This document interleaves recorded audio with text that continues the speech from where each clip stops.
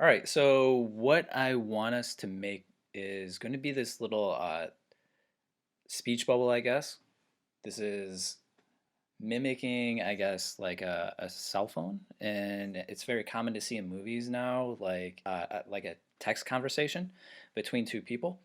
So I thought this would be a useful thing for us to do. So here's a little example. We're going to make this speech bubble and make it in a way so that way you can just copy it, change a few things, and create a little conversation between two people. And that way our audience can follow along with what's going on. So open up Premiere and we're going to create a new project and go ahead give this a name. You can call this phone conversation and click browse. Make sure that this is being saved in your folder and not someone else's. And actually in your name, in the title name there, probably put your name. Click OK. And we want to be using this editing workspace, so just make sure that this word is blue here. That way we're all working from the same starting point. First thing to do is to create a sequence. So we're going to select this Create New Item button down here. If you can't see it, it's because this panel is too small. So you need to extend it to the right so that way you can see that. Click New Item and we're going to select Sequence. The sequence that we want to use is in this folder called HDV. It's all alphabetical. And we want to do HDV 1080p3 and we're going to name our sequence main.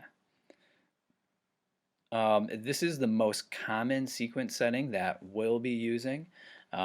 So I think once this is selected the first time, this should now be the default moving forward.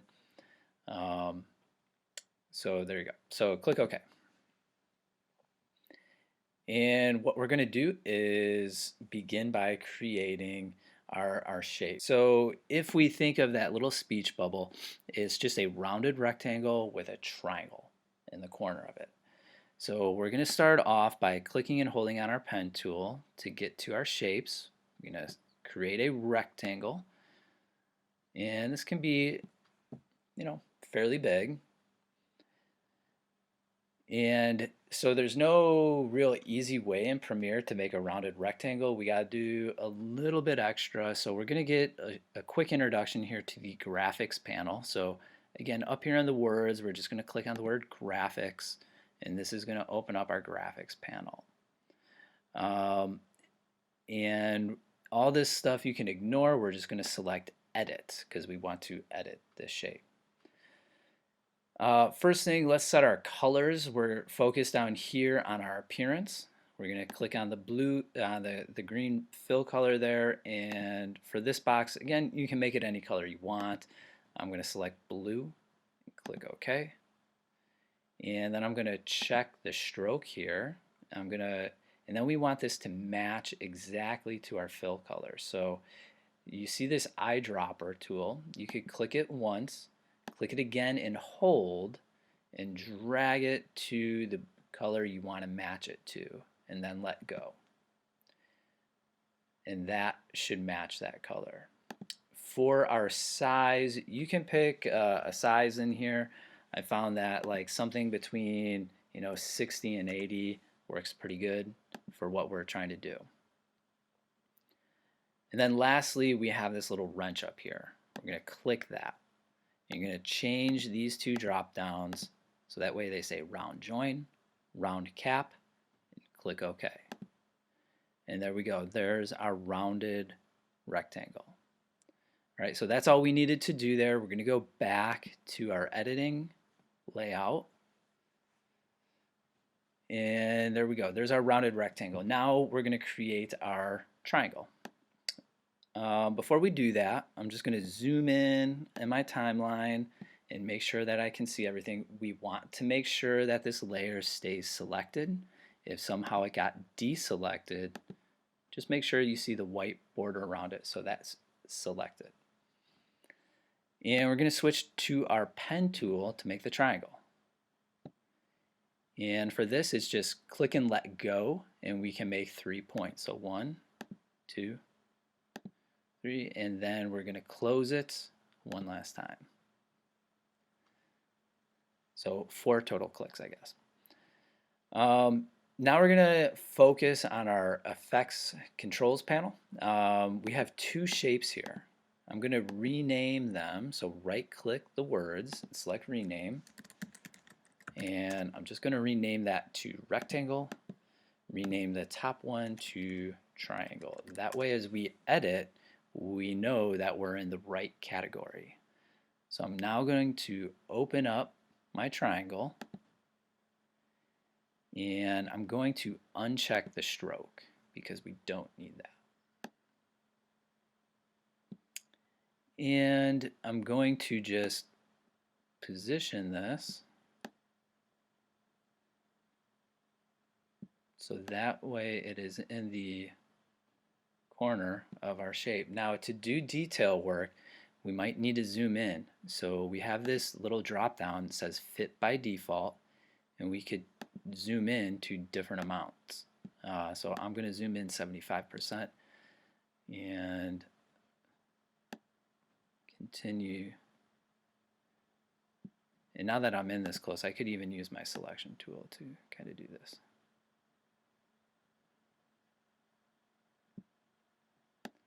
You might need to rotate a little bit.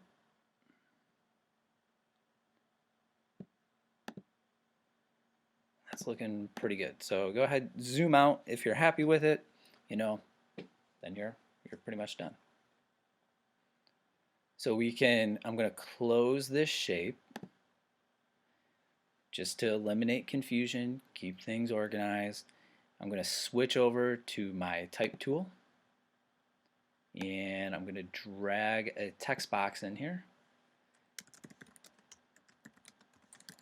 And I'm just going to make sure that there's enough space here for 2 lines of text. And we can open that up and adjust the size as needed.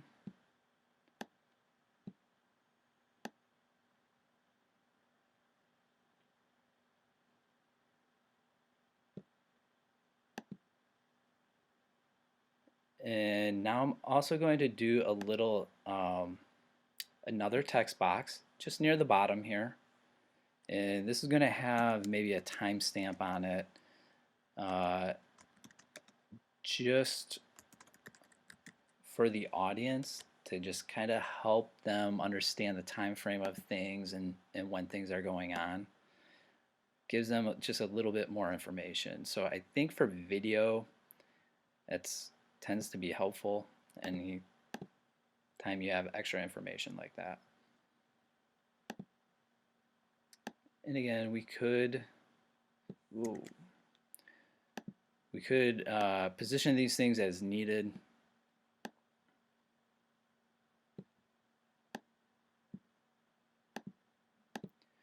And there we go. There is our initial conversation speech bubble. So we can, now that we have this, anything in vector motion is applied to the whole layer.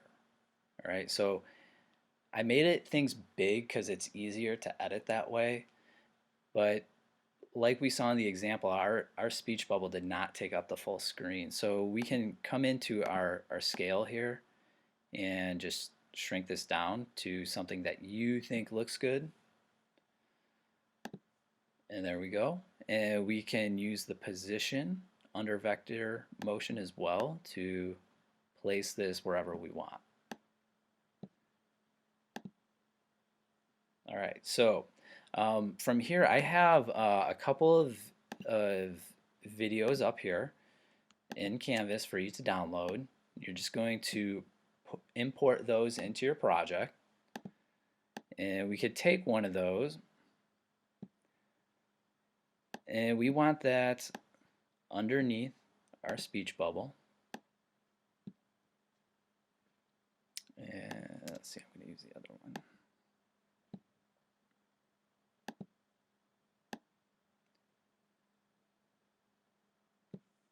And there we go. So that gives us our first one. And I'm going to drag my second video in there.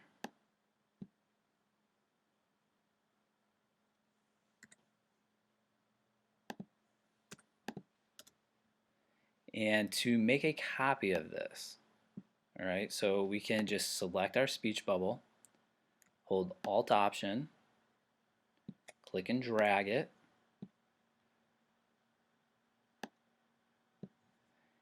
and right now they're stacked on top of each other. So I can come up to our vector motion and just move one of them off to the side. Okay, so if they were on the screen at the same time, okay, we could see what's going on here.